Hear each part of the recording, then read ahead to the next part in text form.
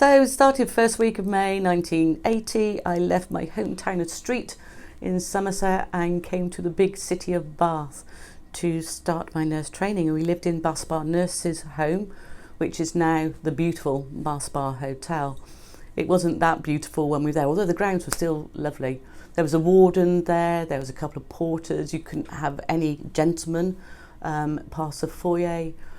And you come home from a night shift, and we used to do 7 on, 7 off, and there'd be cooked breakfast for you, which was really nice. It was the start of the RUH family, which was it was a very tight-knit family to be in.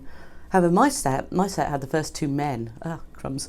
That was a first. It was certainly a first for around here. We all got on the coach in the morning, the first morning, all be driven to the education centre as it is now, that was Bath School of Nursing.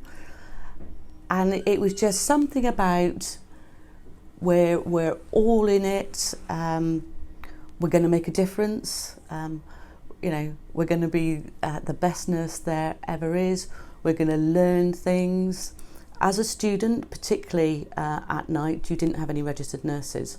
And so as a second year student, there would be me, a first year student and a healthcare assistant, and I would run the ward. Well, I thought I ran the ward, but the healthcare assistant probably, I did most of the running of the ward. They were very, very experienced.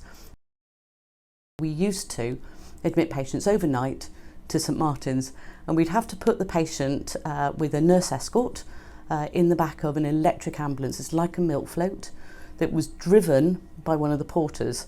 And so you used to go into the ambulance, load your patient up on a trolley, go up to St Martin's, and going up Wells Way, you could walk it faster. You seriously could walk it faster.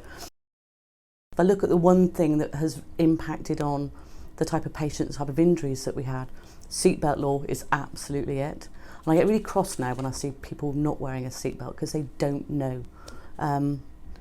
They don't know what it used to be like. So for the last about 18 months, I've been in the head of nursing role. And I suppose one of my biggest delights has been in seeing the board and my nursing colleagues support me with the overseas nurses paper. And I have been astounded by the way that the ward sisters, the medical staff, the AHPs, they've embraced these overseas nurses. They're such a valuable attribute to our organisation, and we've embraced them. So everybody now knows it's 40 years. I have been honoured to work with many people, and somebody along the way must have identified me as being a potential leader of the future. And that's what I want to do with the staff that I work with and come into contact with. And I'm proudest when I see the staff that I work with progressing